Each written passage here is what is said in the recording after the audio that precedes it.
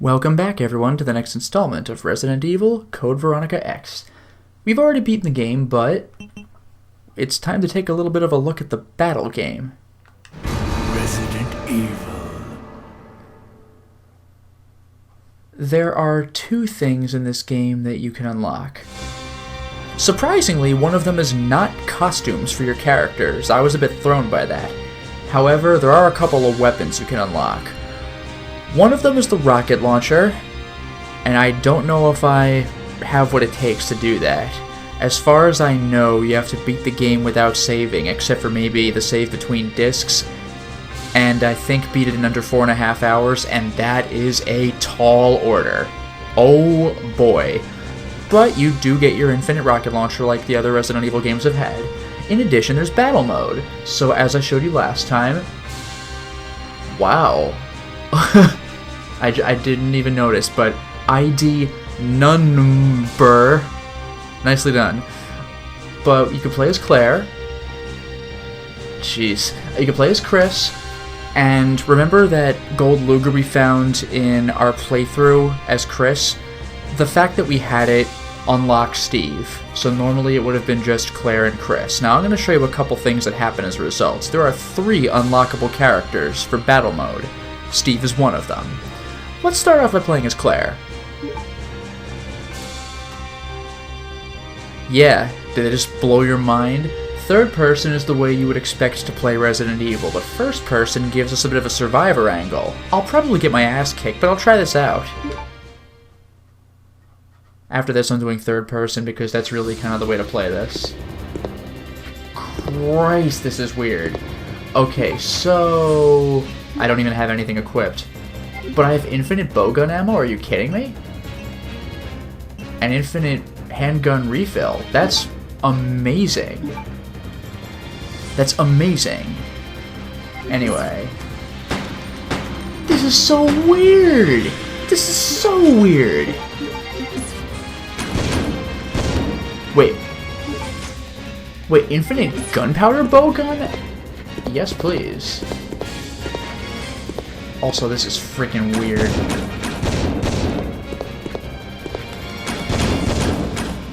Infinite bowgun, this is broken as hell. So I wonder if it's the same arena if I play in third person. It probably is for fairness. Oh, I gotta watch out for that canister. Oh, what? Oh, that was close. I don't need to blow myself up.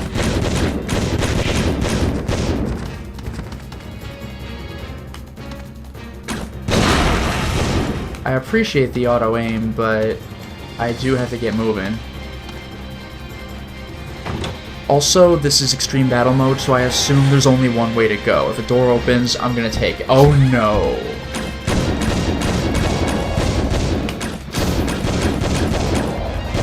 God, I should have used this during the main campaign. Anyway. God, this feels so bizarre. Also, I've never done this before. On my first playthrough of the game, before I Let's Played it, I did this in third person. What the hell?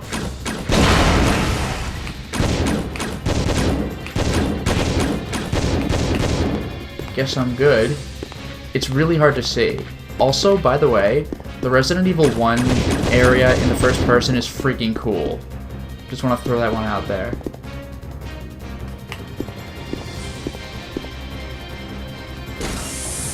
I'm not looking forward to fighting my boss, though. This is why I'll do it again in third person if I screw it up. Whoa!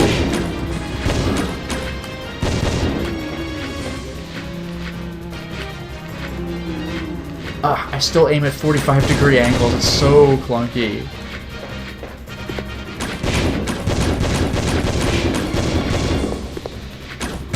I like how Resident Evil Survivor had better first-person controls, because this is the authentic first-person, or like the Resident Evil experience. So I aim like a goof. I'm sorry if this is really disorienting. It is for me as well, and I'm the one playing the game.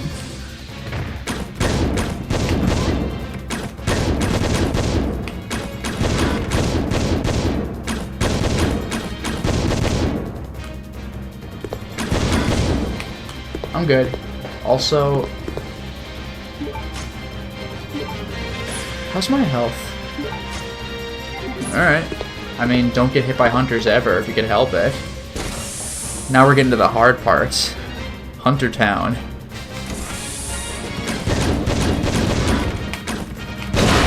No. Oh, I actually got him.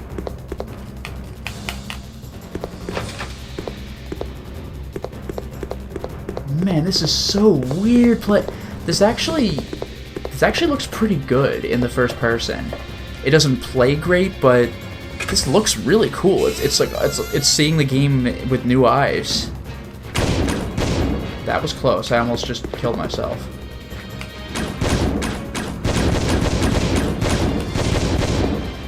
So no elevator? Yeah, I didn't think so.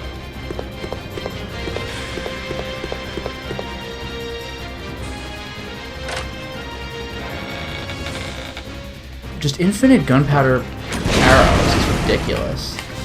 Can I... Thank you. Yeah, some people got me on the comment section when I asked about the glowy-eyed zombies. They're probably just their night vision goggles. These might have been Wesker's men or something. The monster. Tricky, tricky.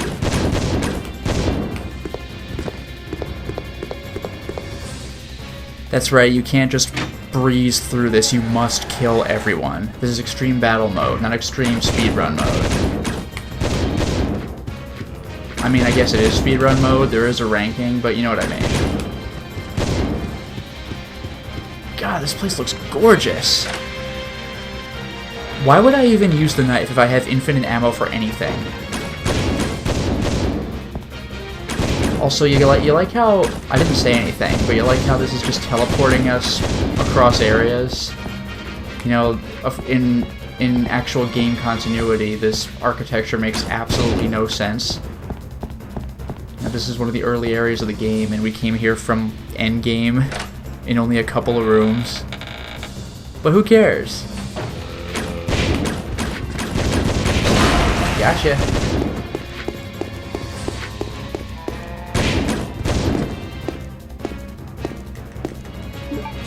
This is the area right before Alfred's kill room.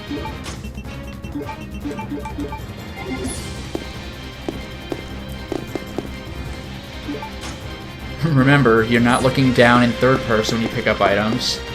You're just staring above them, I guess. I forgot what the A ranking is for Claire, by the way, like 7 minutes? The game's not very, kind. Oh, that's bad.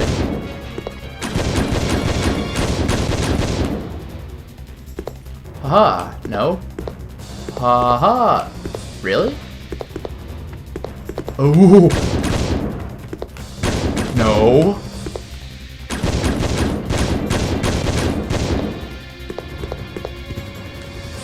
Damn. Resident Evil Code Veronica X Doom mode is pretty rough.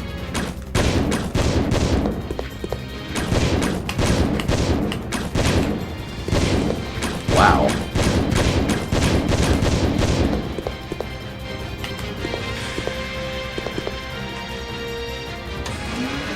I think I would do better if I were doing this in third person. We'll see what my ranking is. Oh. Okay. Really? Okay.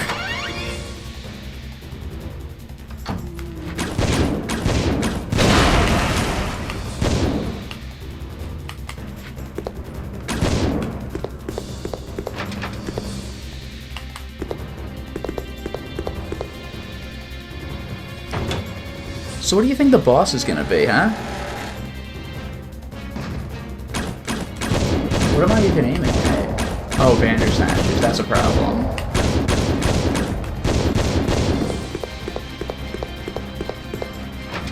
Ah, crap. Oh, you know, I just had a thought. Yeah, I can do the 180 turn. I mean, why wouldn't... Or, I guess, why would the controls change, right? But it's just so weird doing this in the first person. Boss time. And it's freaking Nosferatu.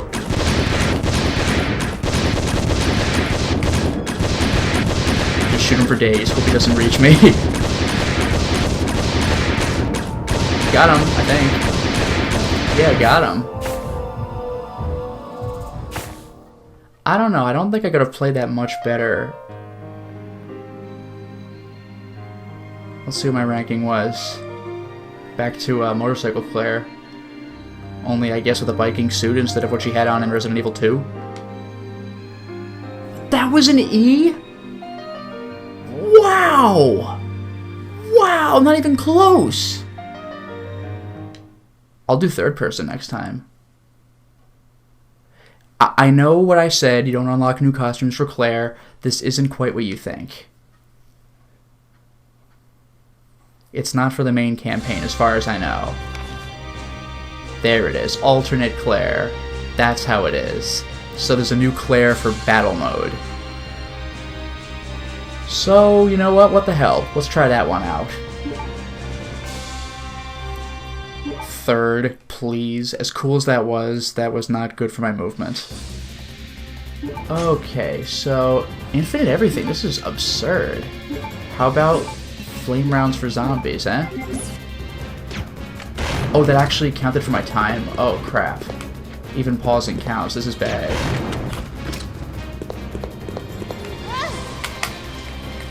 Actually, come to think of it, flame rounds go the distance, but regular grenades cover more of an area.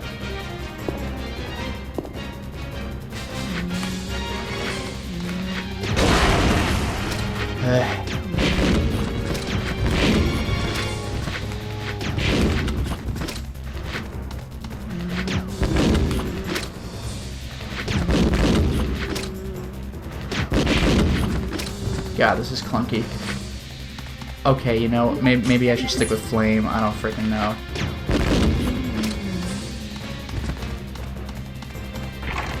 Oh, whoops. Yeah, this is not going to end well. By the way, I think, wow. Oh, wait. At long last, you get to see me use these bad boys.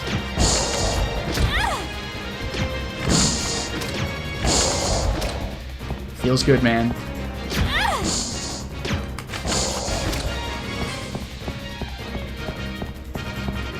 Yeah, I guess logically I might want to use the assault rifle because you only get one shot at a time with the grenade launcher and it's pretty slow.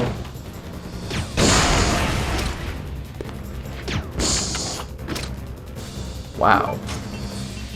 Acid really is particularly useful against living things, not dead things.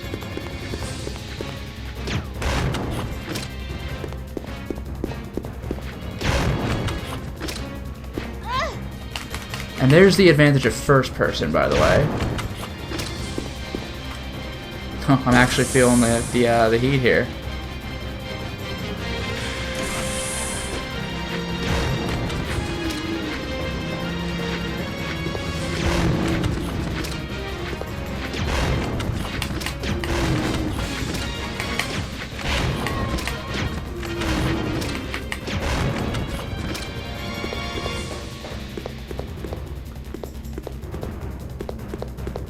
Yeah, I don't think I have very high hopes for getting an A ranking. Freaking E! I know it was in the first person, but... oh, that's bad. That... ooh, I'm gonna...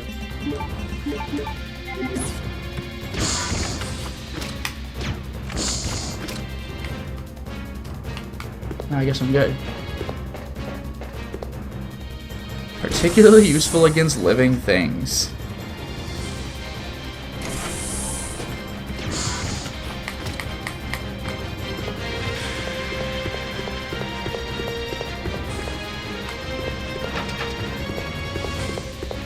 There was definitely something out to kill me. Yep. Not dead.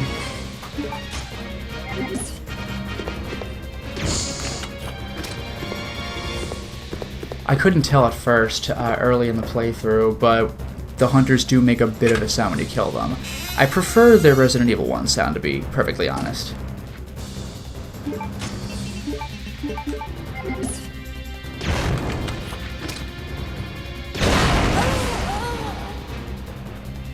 Well, that was stupid of me.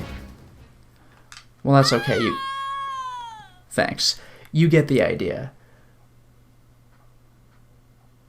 Now, there is one more thing I would like to do. I'm not going to play with Steve right now. I would, however, like to go to Chris. If that Magnum seriously is infinite, then this ought to be interesting. Oh, whoops.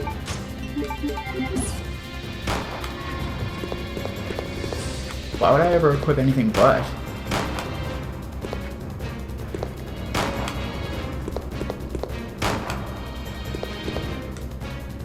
Also, I gotta say, it's a little disappointing that it appears to be the same arena for each character, but hey, it's a different boss.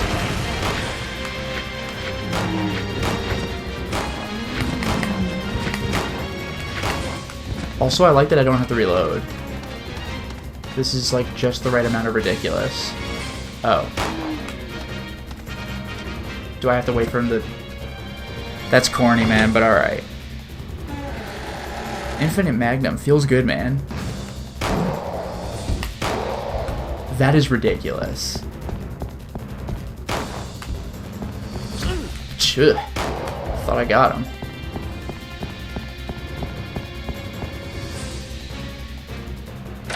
They give me a shotgun, but, I mean, come on.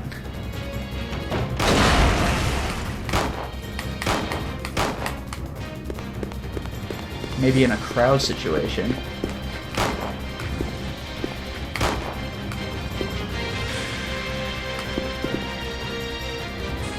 For real proper speedrunning, I should probably count how many enemies are in each room so I don't have to stop and aim and hopefully hit something. God, this is so satisfying. Almost too satisfying. I'm getting way too much pleasure out of this. Finally, I'm not restricted by ammunition, so I get to just murder everything. Crap. Got him. Oh. Yeah, I do take up precious seconds picking up the herb. Also, interesting that they give me shotgun ammo when I have infinite shotgun, and not magnum ammo. I guess I have true infinite magnum. Wait, I wonder if I have to reload the shotgun, but I could just do it forever.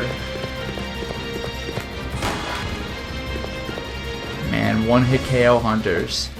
That is the way to do it. Now let's stay away from that explosive.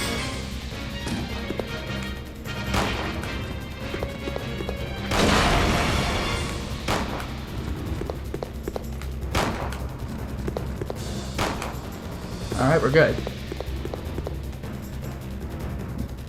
Who was Chris's boss? Huh.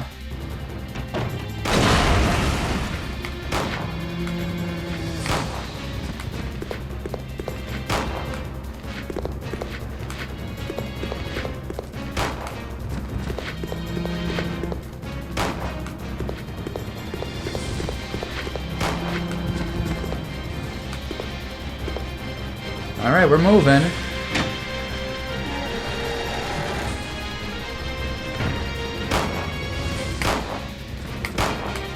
That auto-targeting, like, manual, or that switch target automatically thing is wonderful. That was not the door. Again, if it looks weird that I just stop and aim, it's seeing if I target anything, which means something's still alive. What? Thanks.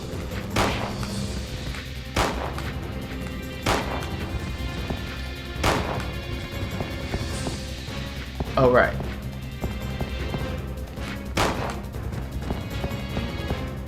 I don't need to go into those other areas. I think there is one part of this area that has some sort of, like, vending machine that could give me some sort of super weapon or something. But not my concern right now.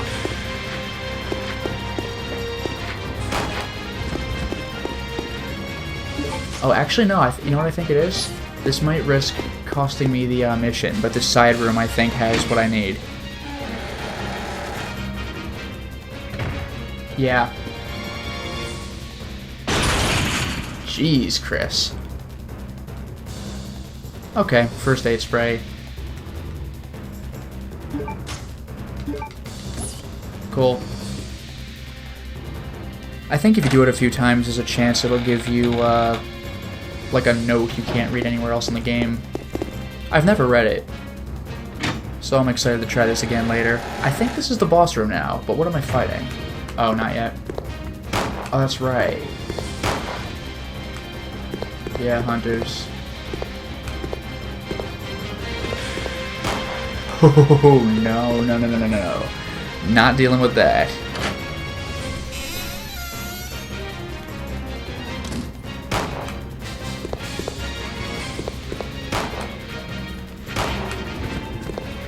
Oh, jeez. Chill out, buddy.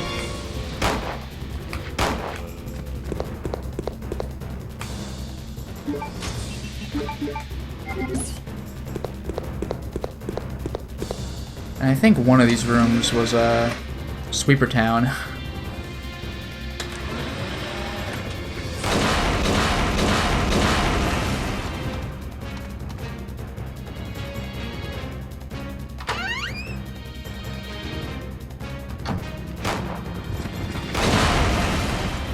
God, does that feel good.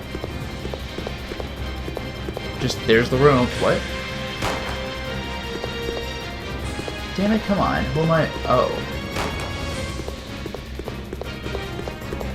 Costing me precious seconds.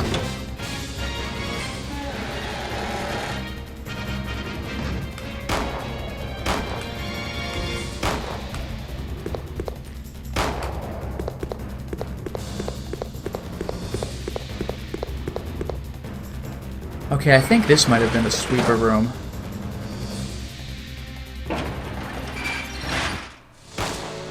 Or it's freaking Alexia. Wow, just final boss, do it.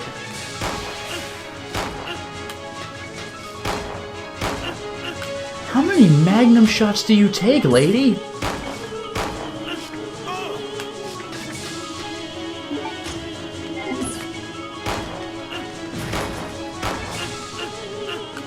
God, is this what I need the shotgun for? Okay. That'll do.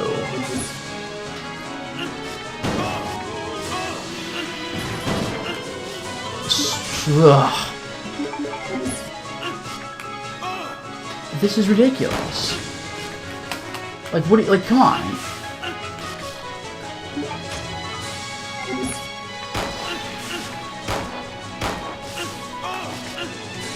Give me a break!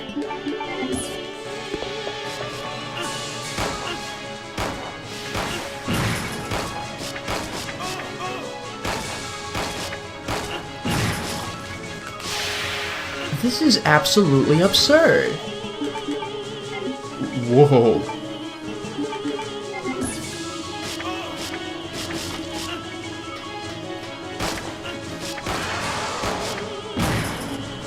Thank you.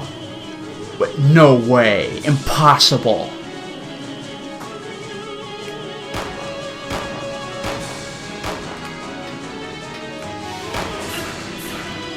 Like, really?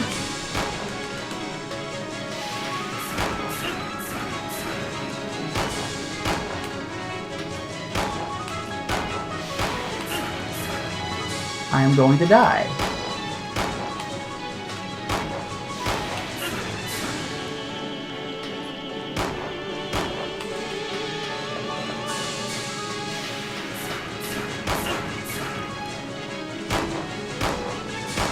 I don't even know if I'm hitting her.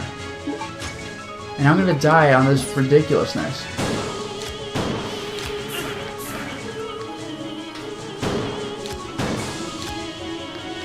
Oh god, that's bad.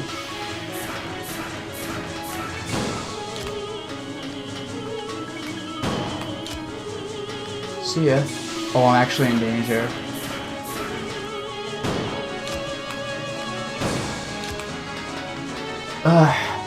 This is insane.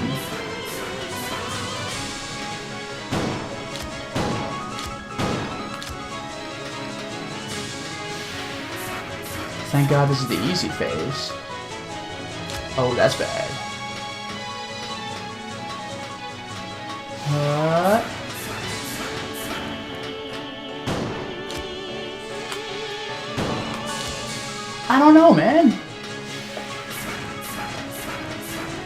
actually want to do this with Chris. Yeah, of course I'm gonna get here.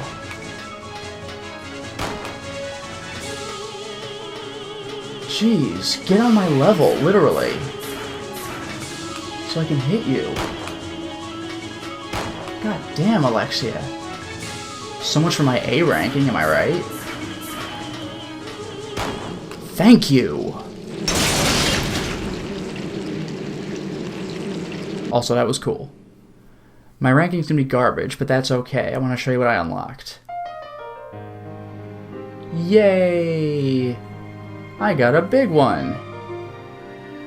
Yeah, D. However, Wesker.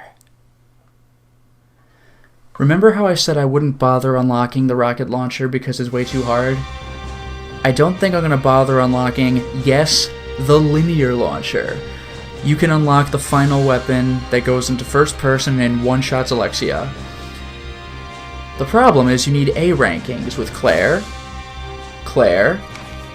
Steve, Chris, Steve, and Wesker, and oh yeah, huh, just the knife. If memory serves, I think his A ranking was like, I've seen mixed results.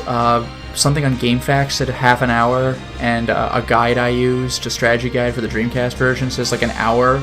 It's like 59 minutes or something.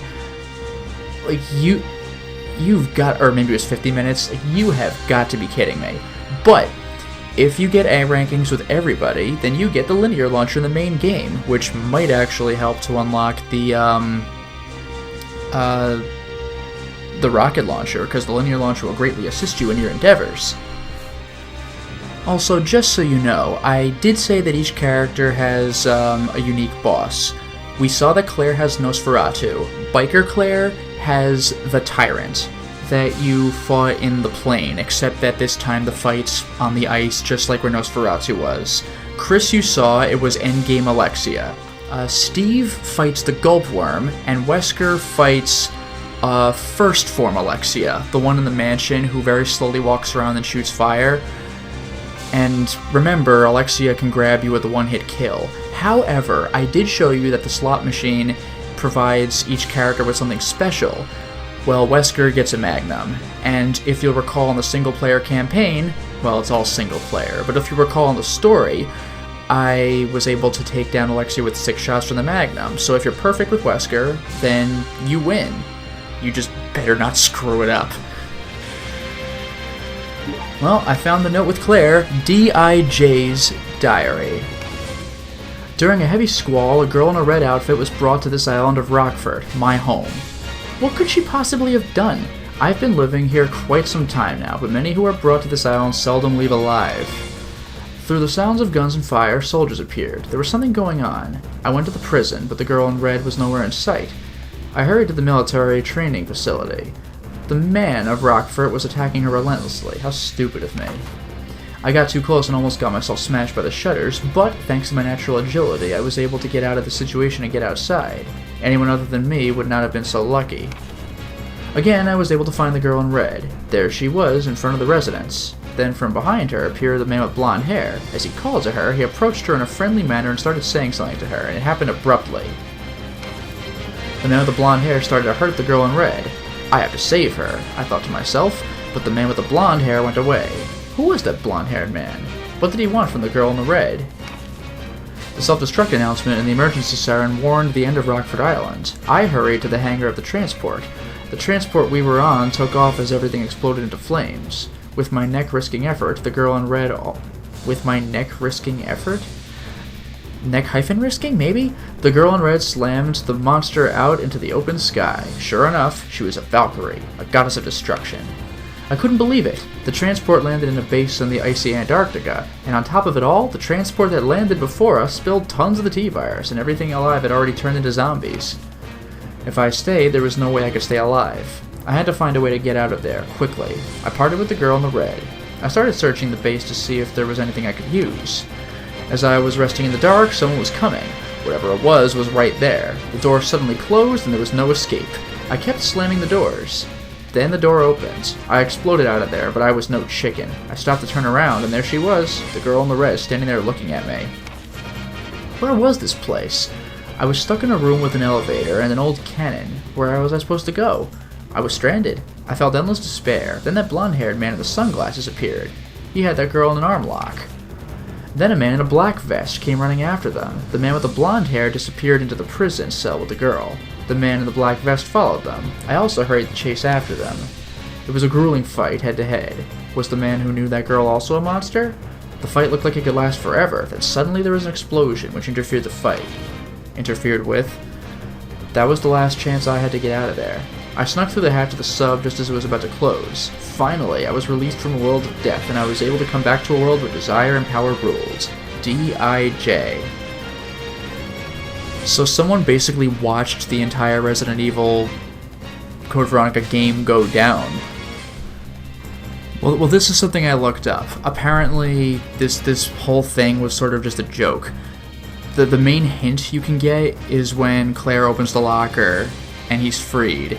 Remember that mouse or rat that jumped out of the locker? That's D.I.J. And apparently this thing's sort of an Easter egg. He could be seen throughout the game, like just kind of scurrying around in key parts. And the D.I.J. stands for Director's Inside Joke. So, you got me. It was the mouse or rat the whole time. Good one, Code Veronica. That's so ridiculous. But, yeah, there you have it. There's the note. So, what can I say? This game's amazing. Well, we've done it. We have beaten Resident Evil Code Veronica X. I only played this game once before, when I was in high school or college, and I thought it was very good. But this game's a lot more fun than I remembered it being. It's definitely the hardest Resident Evil game I've played so far, and it does go more into action than horror territory in terms of the plot and cutscenes, but as far as the basic gameplay goes, it still maintains those survival horror roots and arguably improves on them. With the exception of having to press the button to go upstairs instead of being able to walk up smoothly, like you could with Jill in Resident Evil 3. That seemed like a bit of a step back, but considering Code Veronica and 3 I think were being made at about the same time, I understand why the mechanics are the way they are. I don't think I'm going to be unlocking the rocket launcher or linear launcher because those requirements are way too high. It's ridiculous. You've seen the linear launcher in the actual game, so there's that. And as for the rocket launcher, I just assume it'll be like it was in the other ones. Sorry, I kind of have nothing for that. But you've still seen otherwise. Just about everything this game has to offer. There are some things that were missing or were changed from the original game. For missing, I guess there are 3 things I'm aware of. One of them is when you play as Steve. You'll remember that I murdered everything in that basement, so when Claire finally came up in the cutscene, Steve says something like, "It was dirty work, but the basement is now clean." I heard that you get something a little different if you don't kill all the zombies, although I don't know what it is. Similarly, the Nosferatu fight. I was told that you get special scenes if you finish him off with a sniper rifle, or even with a knife. It's apparently pretty easy to kill him with a knife if you can tolerate getting close to him, because remember, the knife in Code Veronica is ridiculous. Speaking of Code Veronica, as opposed to X, there were definitely some changes. The entire scene where Wesker meets Claire was not in the original game at all. Therefore, when Wesker sees Chris on the monitor, that's supposed to be the first time you ever see Wesker in the game. Now, in Code Veronica, he'd already met Claire, so he knew Chris was coming. So he had that really corny line about "little fishy, come meet my hook," or whatever that was. In the original game, it was more along the lines of, "Chris, you're here?" And when he meets Chris, I think that one is played straight, the same way through. When he meets Alexia, though, the original game gives a lot more power to Alexia herself. You'll recall that she uppercut him, and he landed on his feet and said, like, "Nope, you're coming with me," and then he did that crazy Matrix wall run, punched her in the head, and then got the hell out. In the original game, she just decks him, and he lands on his back, and he's just like, "Such power," or something like that. And when Chris comes, he's just like, "Oh, see ya," And that's actually the last appearance of Wesker in the game. He just pieces out. He's like, I'm done with Alexia. The entire final fight with Chris, after Claire ran away, I think that was a new scene. Normally what happens is you kill Alexia, and it shows Chris running through the hallway and pushing past the zombies, and then just comes to the elevator, and they fly out. There's no Wesker. So I guess Wesker got away. I assume that's what happened. In Code Veronica X, it actually makes that less clear, because he's just standing in the place as it explodes. I know they give that whole we'll meet again thing, but he really is just standing there while the place blows itself up, so weird. I guess we'll see Wesker with a burned face next time. I actually forgot. If memory serves, I think he might have cleared that up. Oh well. As for the D.I.J. mouse, rat, whatever, you really can see it in several scenes. It's apparently crawling around the plane during the Tyrant fight. It's in little scenes in the background when, I think maybe when Alfred's going to open the door to escape and when Wesker confronts Claire. Speaking of which, because a couple of those scenes were new, I wonder if those little bits were added to the D.I.J. journal, or if that really is the original journal and was just telegraphing scenes that would only later exist in the director's cut. Who knows? Either way, there's a lot more going on with this game than I realized. The basic gameplay, I think, is identical, but those scenes were changed to just basically put more emphasis on Wesker. I think the only changes concerned Wesker, except for Steve's hair has some bangs hanging down. And even Monster Steve was changed to have the bangs, which was a pretty clever little addition as well. I clearly have a lot to say about this game. It was a ton of fun, and it was a nice bit of nostalgia. It was great to be able to relive that experience from back when I first played this. Thank you all so much for watching. This has definitely been a blast to play. And a special thanks goes to DJ Gamer for the awesome title cards. So, I hope you enjoyed this Resident Evil experience, and there will of course be more to come at some point in the future. Thank you once again, and until next time, everyone.